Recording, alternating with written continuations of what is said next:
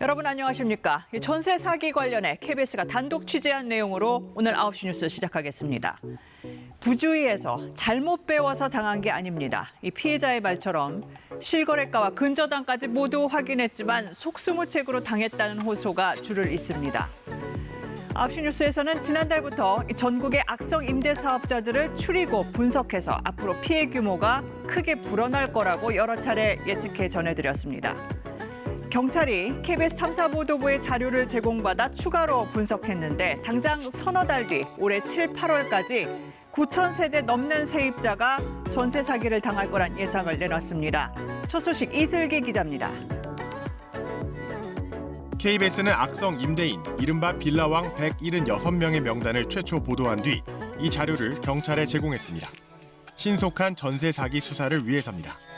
경찰은 이 자료에 한국부동산원의 주택 실거래가 데이터 등을 추가해 보다 정확한 자료를 만들고 세입자들이 전세금을 떼일 우려가 큰 고위험 주택들을 전수조사했습니다. 그 결과 올해 7, 8월까지 약 9천 채의 주택에서 세입자들이 보증금을 돌려받기 힘들 수 있다는 예상이 나온 것으로 확인됐습니다. 대부분 전셋값이 급등했던 2021년에 2년 임차 계약을 맺은 세입자들입니다.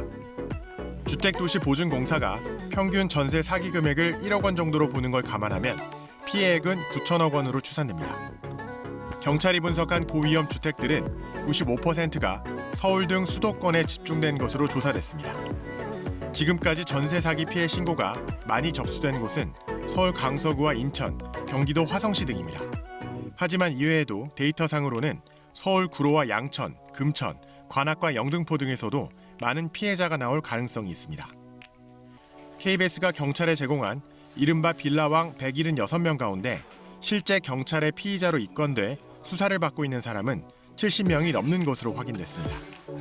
경찰청은 이들 외에 다른 빌라왕들의 명단도 관할 경찰서에 보내 전세 사기 관련 여부를 파악 중입니다.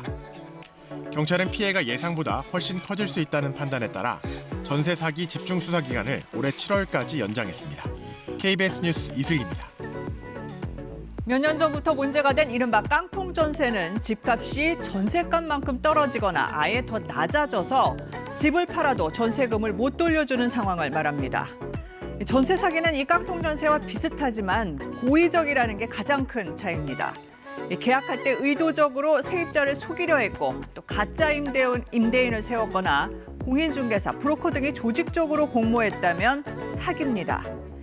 이런 기준에서 화성 동탄의 오피스텔 주인도 KBS가 분석한 악성 임대인에 포함됩니다. 또 추가로 따져봤더니 이 부부와 연결된 또 다른 악성 임대인들이 20명도 넘는 걸로 드러났습니다. 계속해서 단독 보도 이원희 기자입니다. 박모 씨 부부는 2021년 3월에만 오피스텔 41채를 사들였습니다. 쇼핑하드 집을 샀는데 하루에 6채를 산 날도 있습니다. 이렇게 사들인 집은 지난해 연말 기준으로 동탄에 232채, 수원에 10채입니다. 이후 11채를 더 사들였고 피해자도 그만큼 늘었습니다.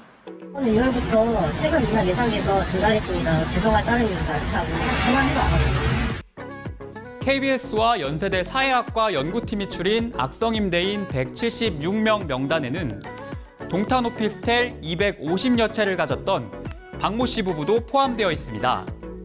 악성 임대인 기준은 50채 이상을 소유한 이들 중 다른 임대인들과 사들인 건물이 많이 겹치는 임대인들입니다. 박 씨 부부가 사들인 집과 같은 건물에 집을 가진 악성 임대인은 얼마나 될까? 부부를 포함해 28명이 촘촘하게 묶여 있습니다. 이 연결망이 촘촘할수록 중개업자나 건축업자 등을 통해 서로 연결됐을 가능성이 높다는 얘기입니다. 조직적 사기 범죄 가능성입니다. 이 악성 임대인들이 전국에 보유한 집은 3,653채, 그런데 화성시에 1,301채, 40% 가까이 몰려 있습니다. 화성에서 사기 의심 거래가 집중됐다는 의미입니다. 이들이 집중적으로 사들인 오피스텔을 찾아가 봤습니다. 악성 임대인 11명이 76채를 보유한 곳입니다. 요즘에는 국회의원님들은 갑자기 10개, 갑자기 30개 막 넘어서 몇 분 소녀들 보통 전화 오신 거는 10개가 터지면 나도 터진다. 터질 것 같아 터질 것 같으면 진짜 터진 거지. 박 씨 부부와 관련한 피해 신고는 현재까지 91건.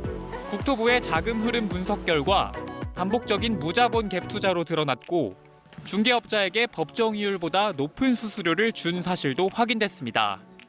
경찰은 부부를 입건하고 피해자 조사를 진행하고 있습니다. KBS 뉴스 이원입니다. 까불고 있어.